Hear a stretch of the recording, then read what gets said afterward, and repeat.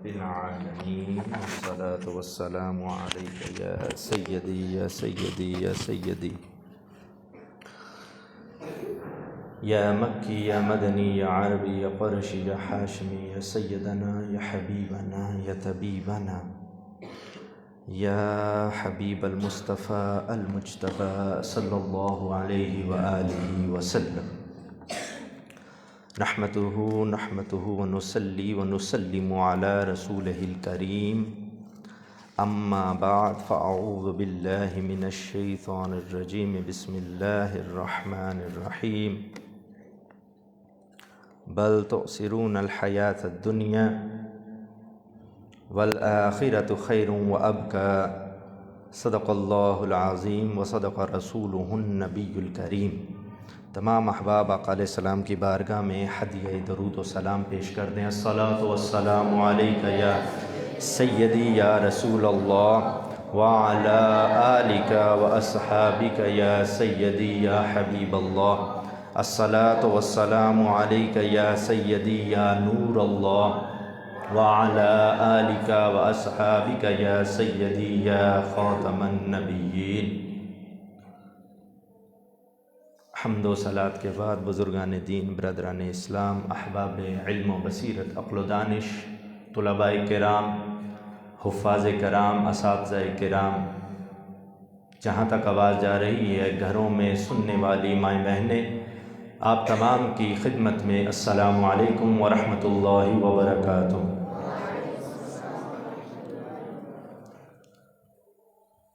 پچھلے جمعے ہم نے ایک موضوع کا آغاز کیا، اسے مزید آگے لے کر چلیں گے اور کوشش ہوگی کہ اس کو آج جس موضوع کو ہم نے اناؤنس کیا ہے وہ کڑی ہے جو پچھلے جمعے ہم نے آغاز کیا تھا۔ جو آیت مبارکہ میں نے آپ کے سامنے تلاوت کرنے کا شرف حاصل کیا، سورہ الاعلیٰ کی آیت نمبر 16 اور 17 میں نے آپ کے سامنے تلاوت کی ہے۔ پچھلے جمعے سے پچھلی آیت مبارکہ آپ کے سامنے پیش کی۔ اللہ تعالیٰ قرآن حکیم میں فرما رہا ہے کہ بل تؤثرون الحیات الدنیا والآخرۃ خیر وابقی، بلکہ تم دنیاوی زندگی کو ترجیح دیتے ہو۔ اگر آپ کو یاد ہو تو ہماری پچھلے جمعے کی گفتگو کا جو آخری پوائنٹ تھا وہ ہماری ترجیحات کا محاسبے پر تھا، اور ہماری ترجیحات میں اس کو سمجھنے کے لیے، اس پرابلم ایشو کو سمجھنے کے لیے اس کا ایک جو سمپل بات آپ کے سامنے رکھی تھی کہ ہم عمومی طور پہ نوافل زیادہ ادا کرتے ہیں اور فرضوں کو بھلا بیٹھے ہیں۔ تو وہ جو آخری پوائنٹ تھا میری گفتگو کا، اسی سے کڑی ملاتے ہوئے قرآن مجید کی یہ آیت مبارکہ کہ جس میں اللہ تعالیٰ فرما رہا ہے بلکہ تم دنیاوی زندگی کو ترجیح دیتے ہو۔ کس پر ترجیح دیتے ہو؟ آگے اللہ تعالیٰ فرماتا ہے والآخرۃ خیر وابقی، اور آخرت بہتر اور باقی رہنے والی ہے۔ مفہوم پیش کر رہا ہوں کہ اللہ تعالیٰ فرما رہا ہے کہ تم دنیاوی زندگی کو ترجیح دیتے ہو۔ کس زندگی کے اوپر؟ کہ جو نہ ختم ہونے والی زندگی ہے، جو ہمیشہ کے لیے رہنے والی زندگی ہے، جس میں تم نے منتقل ہونا ہے، اور اس کا ذریعہ یہ سانسیں جب تک چل رہی ہیں تو ہم اس زندگی میں ہیں۔ ان سانسوں نے میرے بھائیوں رکنا ہے تو ہماری اس زندگی کا سفر شروع ہو جانا ہے۔ یہ فقط ہے اتنی کچھ، اور کتنی کچھ ہے۔ کسی نے کیا خوب کہا کہ آتے ہوئے اذان، جاتے ہوئے نماز، آتے ہوئے اذان، جاتے ہوئے نماز، فقط اتنی مختصر سی زندگی ہے۔ جب ہماری پیدائش ہوتی ہے تو اذان بھی دی جاتی ہے، اقامت بھی دی جاتی ہے۔ تو ذرا غور تو کیجئے کہ اقامت ہم کب دیتے ہیں؟ اقامت ہم کب دیتے ہیں؟ اذان کے بعد اقامت کس چیز کے لیے دی جاتی ہے؟ نماز کے کھڑے ہونے کے لیے۔ تو اقامت دینے کے بعد اور نماز کھڑے ہونے میں کتنا وقت ہوتا ہے؟ کتنا وقت ہوتا ہے؟ کیا اقامت دینے کے بعد ہم بہت لمبا چوڑا انتظار کرنے لگ پڑتے ہیں؟ زیادہ سے زیادہ امام صاحب یہ کہتے ہیں کہ صفیں سیدھی کر لو اور اللہ اکبر کہہ دیا جاتا ہے۔ اس بات پر غور کیجیے۔ اذان ہو گئی، اقامت ہو گئی، جو اگلی آواز آنی ہے وہ یہی جنازے والی جگہ پر کھڑے ہو کے کہ صفیں سیدھی کر لو، اور پھر امام کہتا ہے اللہ اکبر۔ یہ زندگی ہے، اتنی مختصر ہے، اور اللہ تعالیٰ فرما رہا ہے کہ تم اس زندگی پر ترجیح دے رہے ہو، تم اس زندگی کو ترجیح دے رہے ہو آنے والی اس زندگی پر کہ جو کبھی نہ ختم ہوگی۔ تفسیر صراط الجنان میں مزید آگے کیا لکھتے ہیں کہ اس آیت مبارکہ اور اس کے بعد آنے والی 3 آیات کا خلاصہ بیان کرتے ہوئے اس تفسیر میں لکھا جاتا ہے کہ دنیا فانی ہے اور آخرت باقی رہنے والی ہے، اور جو چیز باقی رہنے والی ہے وہ فانی سے بہتر ہے۔ اور اے لوگو، تمہارا حال یہ ہے کہ تم دنیا کی فانی زندگی کو آخرت کی باقی رہنے والی زندگی پر ترجیح دیتے ہو، اسی لیے تم وہ عمل نہیں کرتے جو وہاں کام آئیں گے۔ بے شک پاکی حاصل کرنے والوں کے لیے کامیابی اور آخرت کے بہتر ہونے کی بات نہ صرف قرآن پاک میں بلکہ قرآن پاک سے پہلے جو صحیفے حضرت ابراہیم علیہ السلام، حضرت موسیٰ علیہ السلام پر نازل ہوئے، ان صحیفوں میں بھی اسی بات کا ذکر کیا گیا اور یہ موجود ہے۔ حضرت عبداللہ بن مسعود رضی اللہ تعالیٰ عنہ فرماتے ہیں، دنیا چونکہ ہمارے سامنے موجود ہے اور اس کا کھانا پینا، عورتیں، دنیا کی لذتیں اور اس کی رنگینیاں ہمیں جلد دے دی گئی ہیں، جبکہ آخرت ہماری نظروں سے غائب ہے۔ محسن صاحب یہ رپیٹ اور ایکو اگر ذرا مہربانی کر کے اس کو کم کر دیں۔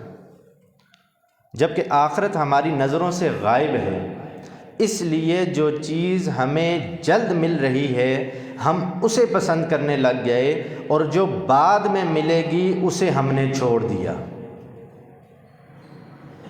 اللہ اکبر۔ حضرت عبداللہ بن مسعود رضی اللہ تعالیٰ عنہ جو فرما رہے ہیں، یہ اس میں آخری جو الفاظ ہیں، میں چاہتا ہوں کہ ذرا دھیان سے دوبارہ سنیے گا۔ ہم اسے پسند کرنے لگ گئے جو جلد مل رہی ہے، اور بعد میں ملے گی اسے ہم نے چھوڑ دیا۔ آج اگر ہم اپنے احوال کی طرف نظر دوڑائیں تو کیا ہمیں ہر چیز میں شارٹ کٹ پسند نہیں ہے؟ جلدی سے یہ کام ہو جائے، ہر کام کے اندر ہمیں جلدی پیدا ہو چکی ہے۔ اگر دولت حاصل کرنی ہے تو جلدی جلدی میں امیر ہو جاؤں، کوئی ایسی شارٹ کٹ مجھے مل جائے۔ اور اسی بات کی وجہ سے آج ہم اپنے ارد گرد نظر دوڑائیں، اپنے احوال کو دیکھیں تو برکت کم دیکھی جاتی ہے۔ کوانٹٹی کے اندر شاید چیزیں، دولت زیادہ ہو چکی ہے، لیکن کوالٹی کے اندر بہت کم ہو چکی ہے۔ میں اس بات کو یہاں پر ہی چھوڑ کر آگے چلیں گے۔ ہمارا جو آج کا موضوع ہے، نا اتفاقی اور ہمارا معاشرہ۔ نا اتفاقی اور ہمارا معاشرہ۔ آج اگر ہم اپنے معاشرے کی طرف انفرادی طور پہ دیکھیں ترجیحات کو، تو وہ بھی اسی آیت مبارکہ جو اللہ تعالیٰ یہاں پر فرما رہا ہے۔ اور یاد رکھیں، قرآن مجید قیامت تک آنے والوں کے لیے رہنمائی ہے۔ کیا اس کے بعد کوئی کتاب آنی ہے؟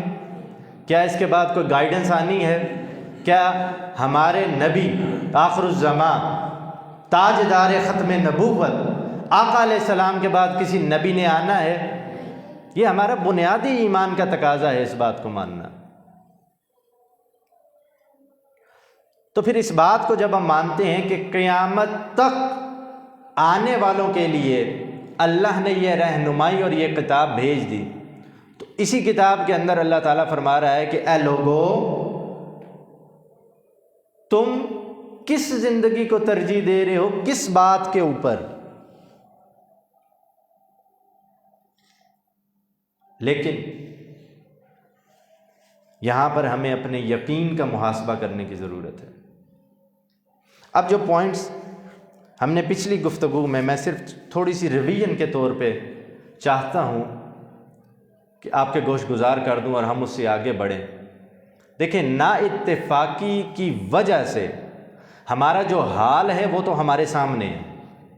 اگر ہم اپنی گفتگو اتفاق اور اس کی برکت کے اوپر کریں، جو کہ پچھلی دفعہ ہم نے کچھ گفتگو کا حصہ کیا، یا اگر میں آپ کو نا اتفاقی کے بارے میں سٹوریز سنانے لگ پڑوں جو کہ ہمارے اسکول کے سلیبس کے اندر، زیادہ تر اردو کی کتابوں کے اندر، میرے خیال میں ہر کلاس کے اندر کوئی نہ کوئی سٹوری موجود ہے۔ وہ جنگل تھا، وہاں پر جانور تھے، ان کا آپس میں اتفاق تھا، شیر آیا ان پر حملہ کرنے کے لیے لیکن کسی ایک کو بھی نہ کھا سکا۔ کیوں؟ کیونکہ وہ اگٹھے تھے۔ پھر کیا ہوتا ہے؟ ان کی آپس میں دوریاں پیدا ہوئیں، نا اتفاقیاں پیدا ہوئیں، اختلافات پیدا ہوئے، یہ بات شیر تک پہنچی، ایک اس جانب چلا گیا، ایک اس جانب چلا گیا، ایک اس جانب چلا گیا۔ جب وہ آپس میں بکھر گئے، جب ان کی قوت کمزور ہو گئی، جب شیر تک یہ بات پہنچی، شیر دوبارہ آیا، اس نے ایک ایک پر حملہ کیا اور سب کو ختم کر دیا۔ اس قسم کی سٹوریز ہمارے بچوں کی تقریباً اردو کی ہر کتاب کے اندر موجود ہیں۔ لیکن آخر وجہ کیا ہے کہ ان سٹوریز کو ہم سن پڑھ تو بچپن سے رہے ہیں، لیکن ہمارے معاشرے کے اندر افسوس کے ساتھ نا اتفاقی اپنے عروج پر ہے اس وقت، اور نا اتفاقی کی وجہ سے جو بے برکتی پیدا ہوتی ہے وہ اپنے عروج پر ہے اس وقت۔ ہمارے گھروں کے اندر نا اتفاقیاں، ہمارے خاندانوں کے اندر نا اتفاقیاں، پھر ہمارے معاشرے، ہمارے ملک کے اندر نا اتفاقیاں۔ تو اس لیے اس کی وجہ کو اور پھر اس سے ہونے والے پرابلمز کی طرف نشاندہی کرنا بڑا ضروری ہے، کیونکہ یاد رکھیں، جب بھی ہم کسی چیز کی اہمیت کو سمجھتے ہیں، جب بھی ہم کسی بات کی، کسی چیز کی اہمیت کو سمجھتے ہیں اور پھر اس کو دل سے اپناتے ہیں، اس پر عمل کرنا ہمارے لیے آسان ہو جاتا ہے۔ تو اس پہ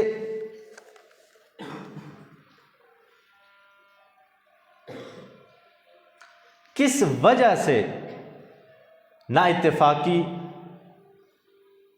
پیدا ہوتی ہے، جو 5 پوائنٹ پچھلی دفعہ ہم نے بیان کیے تھے ان کو صرف ریویژن کر کے آگے چلیں گے۔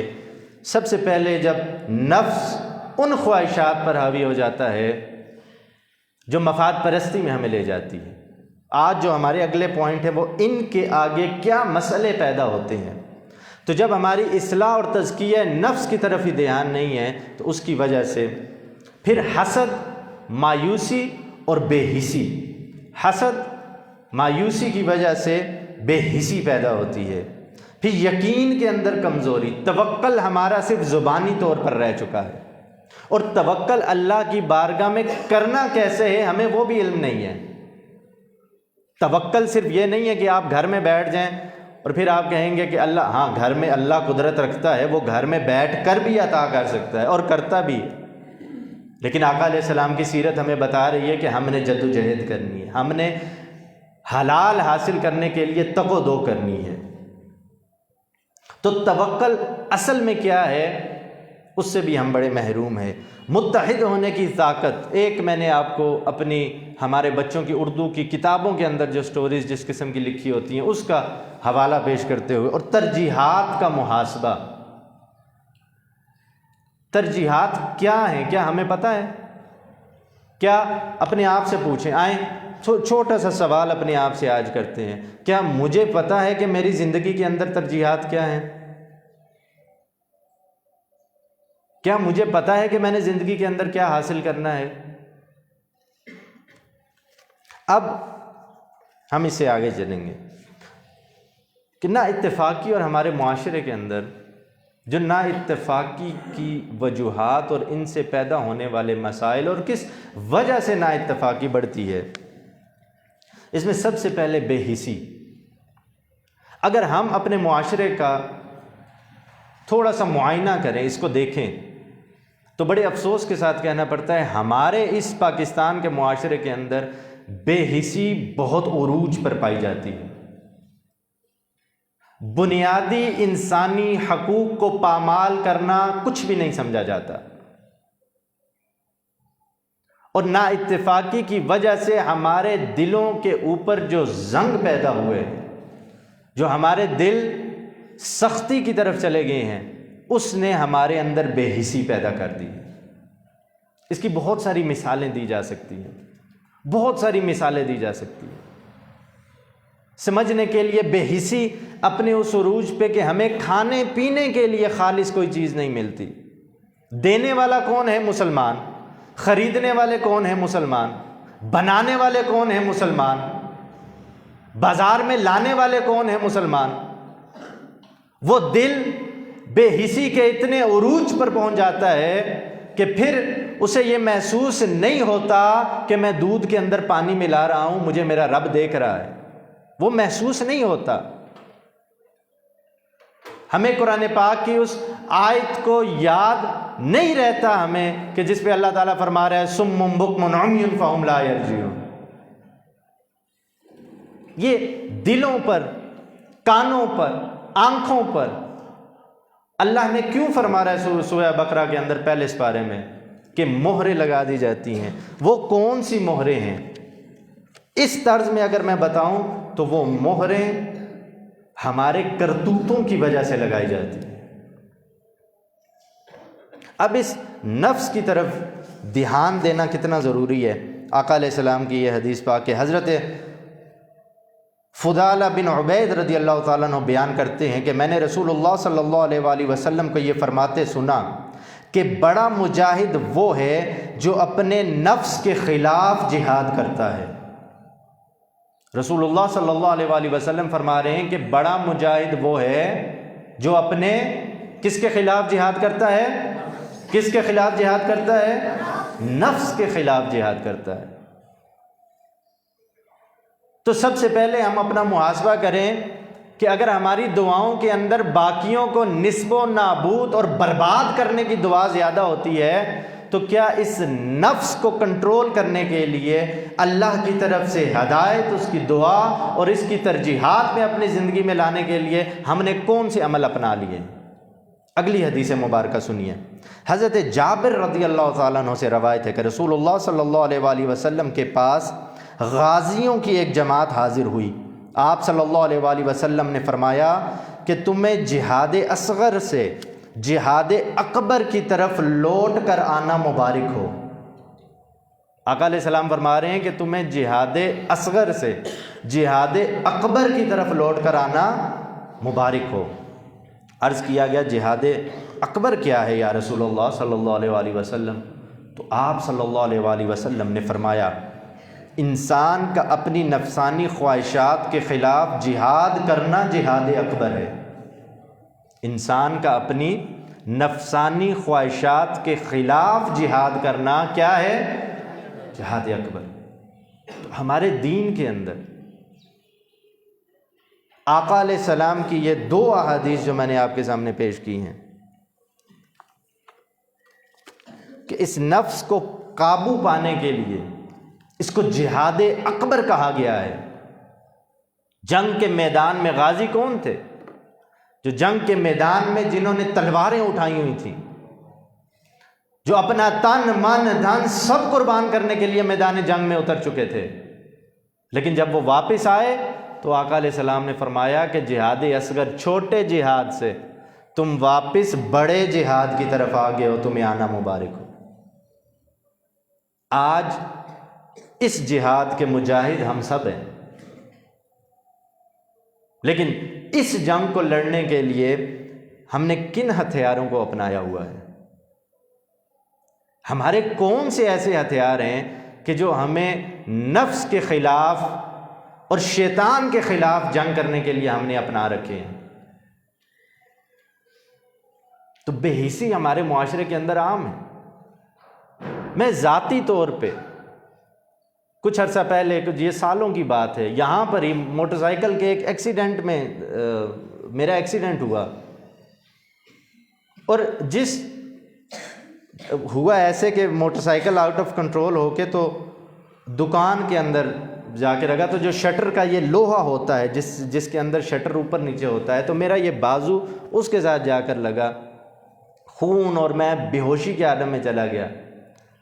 لیکن مجھے کہنے والا کیا کہہ رہا ہے، اوے خون ادھر جا کے بہا، تیرا خون ادھر میری دکان کے سامنے، میری دکان کے اندر آ رہا ہے، میں بے ہوشی کے عالم میں جا رہا ہوں، یہ میں اپنی آپ دیتی آپ کے سامنے رکھ رہا ہوں۔ یار ہم بے حسی کے کس لیول پر پہنچ چکے ہیں؟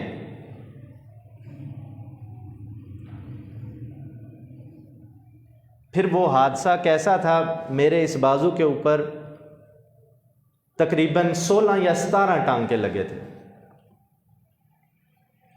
لیکن اس وقت مجھے سننے کو کیا مل رہا ہے کہ تیرا خون میری دکان کے اندر بہہ رہا ہے۔ اللہ اکبر! آخر اس کی وجہ کیا ہے؟ اب اس بے حسی سے آگے کیا ہوتا ہے؟ جب یہ بے حسی اپنے اس لیول پر پہنچتی ہے تو ہم پھر مفاد پرست بن جاتے ہیں، مفاد پرستی ہمارے اندر عام ہو جاتی ہے، جس میں ہم صرف اپنے بارے میں سوچتے ہیں، ہم جو فیصلے کرتے ہیں وہ اپنے بارے میں کرتے ہیں، پھر میں اپنے اس عروج پر پہنچ جاتی ہے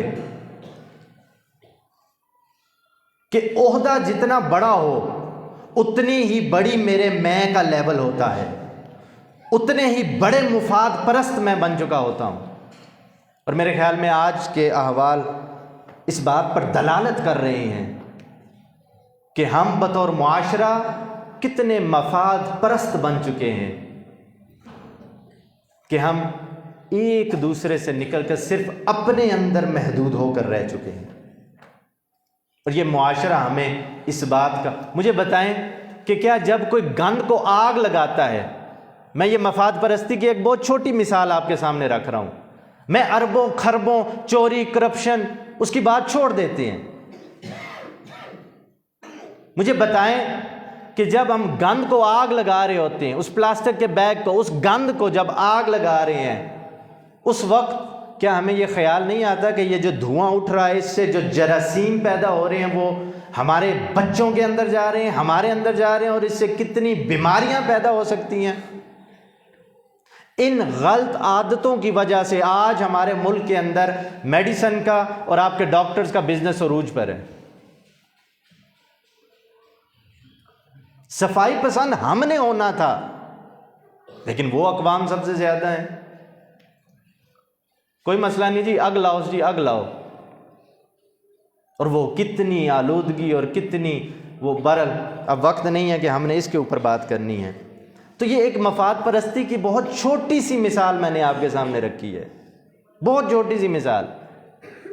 میرے گھر سے گند اٹھ جائے، چاہے میں دوسرے کے پلاٹ میں جا کے پھینک دوں، میرے برل نظام ہمارا ایسا ہے، کچھ کام ایسے ہیں جو ہم روک سکتے ہیں، کچھ کام ایسے ہیں جو ہم شاید کرنا ہی نہیں چاہتے، برکیف اس پر بہت بات پہلے بھی ہو چکی۔ پھر آگے کیا ہوتا ہے؟ بے حسی سے مفاد پرستی کی طرف چلتا ہے انسان۔ مفاد پرستی جب اپنے عروج پر پہنچتی ہے، پھر اس کی بہت ساری مثالیں دی جا سکتی ہیں، لیکن پھر معاشرے کے اندر پھر اس سٹیج پر معاشرہ پہنچتا ہے کہ وہ کسی ایک بنیادی نقطے پر بھی متفق نہیں ہو سکتا۔ اور آج اگر ہم اپنے معاشرے کی طرف نظر دوڑائیں تو کیا سیاسی، کیا مذہبی، کیا گلی میں رہنے والے لوگ، کیا محلے میں رہنے والے لوگ، کیا ایک ہی شہر میں رہنے والے لوگ اپنے ایسے مختلف سٹینڈرز بنا کر بیٹھے ہوئے ہیں کہ وہ ایک بنیادی نقطے پر ایک نہیں ہو سکتے۔ ہم کسی بنیادی نقطے پر ایک نہیں ہو سکتے، بڑے افسوس کے ساتھ۔ یہ سفر کہاں سے شروع ہوا تھا؟ اتفاق کی برکت اٹھانے سے، نا اتفاقی کی طرف آنے سے۔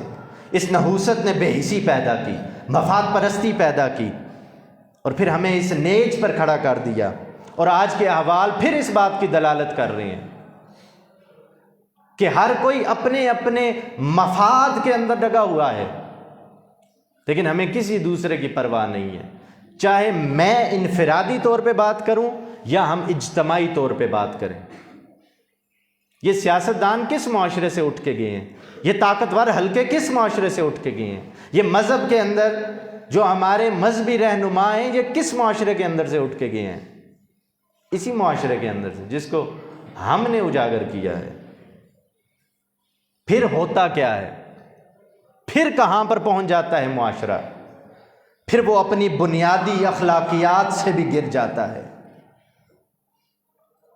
ایک جو معاشرے کی بنیادی اخلاقیات ہوتی ہیں، پھر اس سے بھی وہ معاشرہ گر جاتا ہے۔ اور آج ہم اپنے ارد گرد کا معائنہ کریں تو ہمارا بچہ گالی نکالتا ہے۔ یہ وہ بنیادی اخلاق ہے کہ جو انسانوں کے طور پہ ہم نے سیکھنے تھے۔ مسلمانوں کے طور پہ تو ہمارے اخلاق بہت اوپر ہونے چاہیے، لیکن میں انسانیت کے لیول پہ اگر صرف بات کروں، یہ وہ بنیادی اخلاق تھے جو ہم نے انسانوں کے طور پہ سیکھنے تھے۔ جھوٹ بولنے سے کسی کو کوئی فرق نہیں پڑتا ہمارے ہاں۔ جتنا جو بہتر جھوٹ بولتا ہوگا، جتنا جو بہتر، وہ اتنا ہی اونچا مقام پاتا رہتا ہوگا۔ بنیادی اخلاقیات کا ہمارے دل کی کیفیت کیا ہے؟ صرف اسی بات سے اندازہ لگا لیں کہ اگر میں ایک دن کسی بڑی گاڑی میں آتا ہوں، یا کوئی شخص کسی بڑی گاڑی میں آتا ہے، تو اس کے لیے ہمارے احوال کیسے ہوتے ہیں، ہمارا طرز عمل کیسا ہوتا ہے، اس کے ساتھ بات کرنا، گفتگو کرنے کا انداز کیسا ہوتا ہے، اس کو کیسا سر سر سر سر سر کہتے ہوئے جو ہے وہ ہم تھکتے نہیں ہیں۔ اور میں کہتا ہوں وہی شخص بھی وہی ہے، میں بدل نہیں رہا، وہی شخص اگر سائیکل پر آ جاتا ہے تو پھر ہمارا طرز عمل کیا ہوتا ہے، پھر ہماری اخلاقیات کدھر جاتی ہیں۔ اس میں پھر دھوکہ دینا، حقوق کا قتل کرنا، غلط کو صحیح سمجھ لینا۔ اور جی کیا کریں؟ اب جب تک ہم اپنی فائل کو پہیے نہیں لگائیں گے، اس فائل نے پاس نہیں ہونا۔ اس معاشرے کے اندر پھر غلط کو صحیح سمجھ لینا، اور پھر افسوس کے ساتھ کہنا پڑے گا کہ پھر وہ معاشرہ اپنے منافقت کی عروج پر چلا جاتا ہے۔ یہ ترتیب جو میں نے آپ کے سامنے رکھی ہے، یہ سفر شروع کہاں سے ہوتا ہے، آغاز کدھر سے ہوتا ہے؟ یہ دلوں کے اندر بے حسی پیدا کرتا ہے، رویوں کے اندر بے حسی پیدا کرتا ہے، پھر مفاد پرستی پیدا کرتا ہے، پھر وہ معاشرہ کسی بنیادی نقطے پر ایک نہیں ہو سکتا۔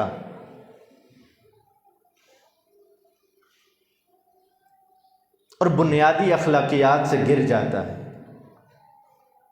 آج اگر ہم دوسرے معاشروں کا معائنہ کریں اپنے معاشرے کے ساتھ، تو ہم کتنے نیچے گر چکے ہیں، اس کو شاید بیان کرنے کی ضرورت نہیں ہے۔ اس کے حل کی طرف جانے کے لیے میں انفرادی طور پہ کیا کر سکتا ہوں؟ گفتگو کا آخری مرحلہ، اس کے ہر پوائنٹ پہ بہت گفتگو کی جا سکتی ہے، لیکن اب وقت ہمارے پاس نہیں ہے۔ لیکن یار آئیں، آج جو بروز جمعہ آپ آئے ہیں، اس گفتگو کو سن رہے، آئیں ہم نیت تو کریں۔ اور سب سے پہلے ہمیں نیت کیا کرنی پڑے گی؟ اگر ہم واقعتاً یہ درد دل رکھتے ہیں کہ یار ہم کبھی کسی سٹیج پر آ کر نہیں سوچیں گے کہ ہم اپنی نسل کے لیے کس معاشرے کو چھوڑ کے جا رہے ہیں، کیا ہم اپنی نسل کے لیے یہ چھوڑ کر جا رہے ہیں، یہ اخلاقیات چھوڑ کر جا رہے ہیں، یہ مفاد پرستی چھوڑ کر جا رہے ہیں، یہ زبان کا لیول چھوڑ کر جا رہے ہیں، یہ لیول ہم اپنی نسل کے لیے چھوڑ کر جا رہے ہیں؟ اگر کسی کے دل کے اندر تھوڑا سا بھی یہ درد پیدا ہوتا ہے، تو مجھے اور آپ کو کیا کرنا ہوگا؟ سب سے پہلے ہمیں اپنی رب کی بارگاہ میں اقبال جرم کرنا ہوگا۔ سب سے پہلے یاد رکھیں کہ جو اپنے رب کے سامنے اپنے جرموں کا اظہار نہیں کر سکتا، وہ معاشرے کے اندر پھر اپنی غلطیوں کو کبھی تسلیم نہیں کر سکتا۔ یار جو اپنے مالک کے سامنے اپنی غلطی کو نہیں تسلیم کر سکتا، جو اپنے مالک کے سامنے اپنے گناہوں کو نہیں تسلیم کر سکتا، پھر ہمارے دل سخت ہوتے ہوتے ہوتے پسنیج پر پہنچتے ہیں۔ اب ہم نے جب واپسی کا رستہ اگر اپنانا ہے تو سب سے پہلے ہمیں اپنے رب کے سامنے اقبال جرم کرنا ہوگا۔ میں یہاں پر تھوڑا سا وقت اور توجہ چاہوں گا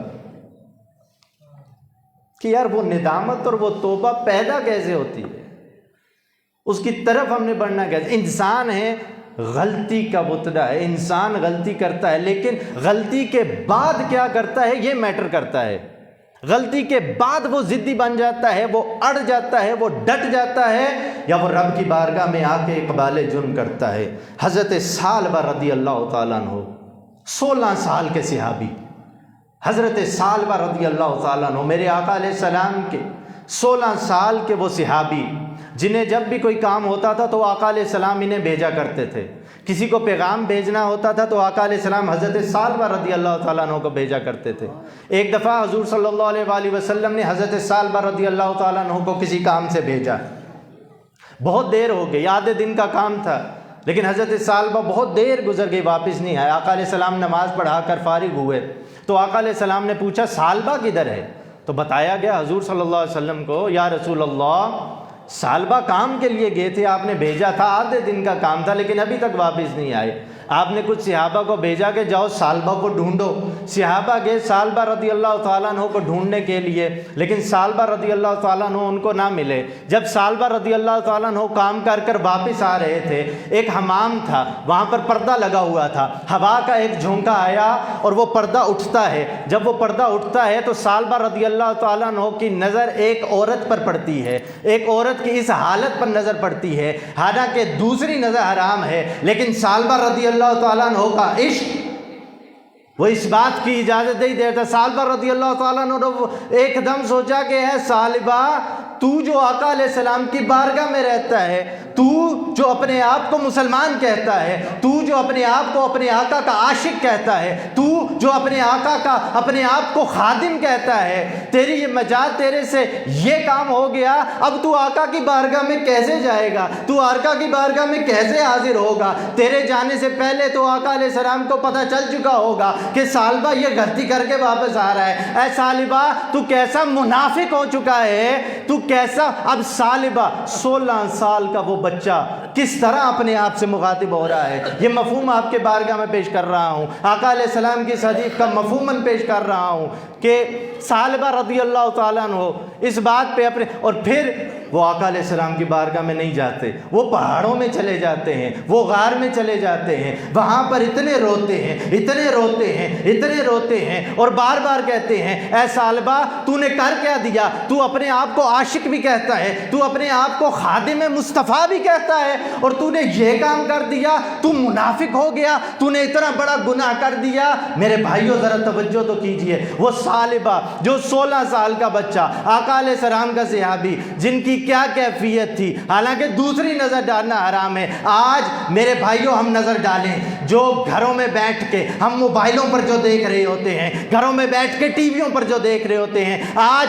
ہمارا معاشرہ اس نیج کے اوپر ہے کہ ایسے ایسے پوسٹر لگائے جاتے ہیں جو ہر وقت ہماری نظروں سے حرام کروا رہے ہیں۔ یہ بھی ہمارے معاشرے کے اندر رہنے والے ہیں، سوچنے کی ضرورت ہے۔ ثعلبہ واپس نہیں آتے، دن گزر جاتے ہیں، آقا علیہ السلام جلیل القدر صحابہ حضرت عمر رضی اللہ تعالیٰ عنہ، حضرت سلمان فارسی رضی اللہ تعالیٰ عنہ کو بھیجتے ہیں، وہ جاتے ہیں، تلاش کرتے ہیں، چلتے چلتے چلتے چلتے وہ حدود تک پہنچ جاتے ہیں۔ وہاں پر وہ کچھ لوگ ہوتے ہیں، ان سے پوچھتے ہیں کیا تم نے ایسی رینج کا، ایسے احوال کا کیا تم نے بچہ دیکھا ہے، ایسی عمر کا کیا تم نے دیکھا ہے؟ انہوں نے کہا کس کی بات کر رہے ہو، کیا تم اس کی بات تو نہیں کر رہے؟ جب ہم رات کو سونے کے لیے جاتے ہیں تو ہمیں فلاں جگہ سے فقط رونے کی آواز آ رہی ہوتی ہوتی ہے، ہمیں نہیں پتا کہ اس نے کیا کیا، اس سے کیا ہوا ہے، لیکن وہ رب کی بارگاہ میں اتنا گڑ گڑاتا ہے، پتہ نہیں اس سے کیا جرم ہو گیا، لیکن اتنا گڑ گڑاتا ہے، کہتا ہے میں کسی قابل ہی نہیں رہا۔ کیا تم اس بچے کی بات کر رہے ہو؟ کہتے ہیں ہاں، تمہیں کیسے پتا ہے اس کے بارے میں؟ کہتے ہیں وہ اپنی بھوک کو کچھ بہتر کرنے کے لیے، ہم چوراہے ہیں، بکریاں چراتے ہیں، وہ ہماری بکریوں کا آ کے کوئی پیالہ دودھ کا پی جاتا ہے، وہ کب آتا ہے؟ شاید ابھی اس کے آنے کا وقت ہوگا۔ حضرت عمر اور حضرت سلمان فارسی رضی اللہ تعالیٰ عنہ چھپ جاتے ہیں، جب حضرت ثعلبہ رضی اللہ تعالیٰ عنہ آتے ہیں، ان کو دودھ کا پیالہ پیش کیا جاتا ہے، اسی کیفیت کے اندر وہ دودھ کا پیالہ لیتے ہیں کہ وہاں سے وہ دودھ کو اپنے قریب لاتے ہیں، ہونٹوں کے قریب اپنے وہ دودھ کے پیالے کو لاتے ہیں، وہاں سے وہ دودھ پینے کی کوشش کرتے ہیں۔ اس وقت بھی آپ کے آنسو ایسے جاری ہیں کہ دودھ کے اندر وہ آنسو گر رہے ہیں حضرت ثعلبہ کے۔ کس بات پر وہ توبہ کر رہے ہیں؟ حضرت عمر فاروق اور سلمان فارسی سامنے آتے ہیں، کہتے ہیں ثعلبہ کدھر ہو؟ آقا علیہ السلام ڈھونڈ رہے ہیں، کب سے تمہیں ہم تلاش کر رہے ہیں، تم کہاں پر چلے گئے؟ تمہارا چہرہ کیسا ہو گیا؟ تم ہڈیوں کا ڈھانچہ بن چکے ہو، ہم نے تمہیں لے کر جانا ہے۔ ثعلبہ کہتے ہیں نہیں نہیں، میں منافق ہو چکا ہوں، میرے قریب مت آؤ، میں تو جہنم کی آگ کا ایندھن بننے لگا ہوں، اللہ مجھے اس آگ میں ڈال دے گا، میرے قریب مت آنا۔ حضرت عمر اور حضرت سلمان فارسی کہتے ہیں نہیں، ہمیں آقا کا حکم ہے، ہم نے تمہیں لے کر جانا ہے، آقا کی بارگاہ میں لے کر جانا ہے۔ وہ آقا کی بارگاہ میں حضرت ثعلبہ کو لے کر جاتے ہیں۔ حضرت ثعلبہ اس حالت میں جب کمرے میں داخل ہوتے ہیں، آقا علیہ السلام کو بتایا جاتا ہے، لیکن وہ بستر پر بیٹھ بھی نہیں سکتے، اتنے ہڈیوں کا ڈھانچہ بن چکے ہیں حضرت ثعلبہ، گڑ گڑا رو رو کے رب کی بارگاہ میں وہ لیٹ جاتے ہیں۔ آقا علیہ السلام کمرے میں داخل ہوتے ہیں، آقا علیہ السلام حضرت ثعلبہ کے سر کو اٹھا کے اپنی گود مبارک میں رکھتے ہیں۔ سوچیں وہ کیفیت کیسی ہوگی، وہ حال کیسا ہوگا۔ آقا علیہ السلام خود حضرت ثعلبہ کا سر اٹھاتے ہیں، اپنی گود مبارک میں رکھتے ہیں، کہتے ہیں او ثعلبہ تو کدھر چلا گیا تھا؟ ثعلبہ تیرا کیا حال ہو چکا ہے؟ کہتے ہیں یا رسول اللہ مجھے معاف کر دیجئے، میں منافق ہو چکا ہوں، میں نے وہ گناہ کر دیا ہے، میں تو بہت دور جا چکا ہوں، یا رسول اللہ مجھے ہاتھ مت لگائیے، میرے قریب مت آئیے۔ آقا علیہ السلام نے فرمایا اے ثعلبہ تو کیسی باتیں کر رہا ہے؟ ثعلبہ رضی اللہ تعالیٰ عنہ نے کہا کیا وحی نہیں نازل ہوئی کہ میں نے یہ کام کر دیا ہے؟ جب آقا علیہ السلام نے یہ کیفیت دیکھی اور یہ باتیں سنی تو آقا علیہ السلام نے فرمایا ثعلبہ تو اپنے رب کے بارے میں کیا ظن رکھتا ہے؟ ثعلبہ رضی اللہ تعالیٰ عنہ فرماتے ہیں میں اپنے رب سے امید رکھتا ہوں کہ وہ مجھے معاف کرنے والا ہوگا۔ آقا علیہ السلام نے فرمایا تو ثعلبہ وہ ضرور تجھے معاف کرے گا، جس طرح کا تو ظن رکھتا ہے اپنے رب کو پائے گا۔ تیری سچی توبہ ایک لمحے کے وہ تیرے تمام گناہوں کو معاف کر دیا ہے۔ پھر آقا علیہ السلام رونے لگ پڑتے ہیں، زاروں کی دھار رونے لگ پڑتے ہیں۔ حضرت ثعلبہ فرماتے یا رسول اللہ آپ کی آنکھوں میں آنسو کیسے؟ تو یا رسول اللہ آقا علیہ السلام فرماتے ہیں ثعلبہ اب تیرا جانے کا وقت آ گیا ہے۔ اللہ اکبر، گود میں آقا کی گود میں سر ہے اور نزاع کا وقت آ جاتا ہے حضرت ثعلبہ۔ اسی کیفیت کے اندر حضرت ثعلبہ رضی اللہ تعالیٰ عنہ کی روح پرواز کر جاتی ہے۔ میرے بھائیوں ہم اپنا محاسبہ کریں، اپنی طرف دیکھیں، ہم کتنے گناہ کر کے بھی رب کی بارگاہ میں اقبال جرم نہیں کرتے۔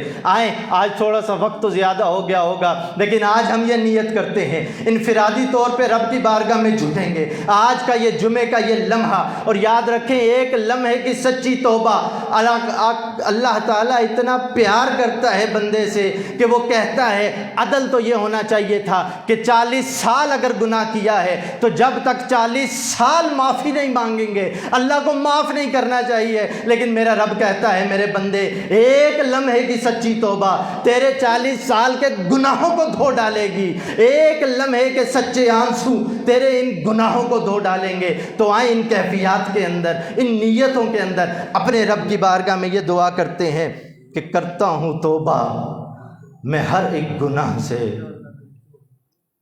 کرتا ہوں توبہ میں ہر ایک گناہ سے، کر لے تو قبول اس کو اپنی عطا سے۔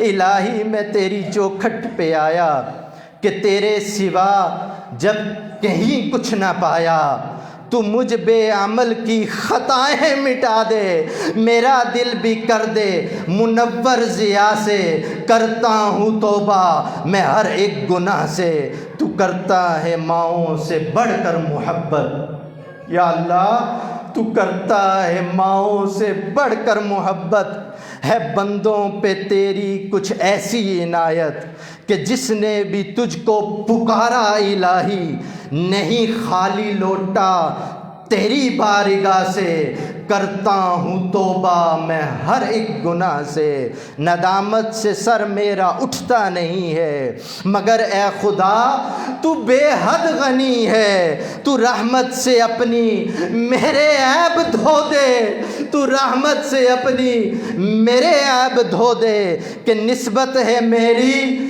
تیرے مصطفیٰ سے، کہ نسبت ہے میری تیرے مصطفیٰ سے، کرتا ہوں توبہ میں ہر ایک گناہوں سے، میں کیوں بھول بیٹھا ہوں سجدوں کی لذت، یا اللہ میں کیوں بھول بیٹھا ہوں سجدوں کی لذت، مجھے پھر عطا ہو نمازوں کی راحت، کہ دل پر پریشاں خیال قضا ہے، کرتا ہوں توبہ میں ہر ایک گناہ سے، کرتا ہوں توبہ میں ہر ایک گناہ سے، ہے جھولی بھی اعمال صالح سے خالی، ہے رنگ و بو ایسی نہ سوزے بلالی، عقیل کی پلکیں جھکی ہیں شرم سے، یا رب ہم سب کی پلکیں جھکی ہیں شرم سے، ہمیں بندگی مولا تو ہی سکھا دے، ہمیں بندگی مولا تو ہی سکھا دے،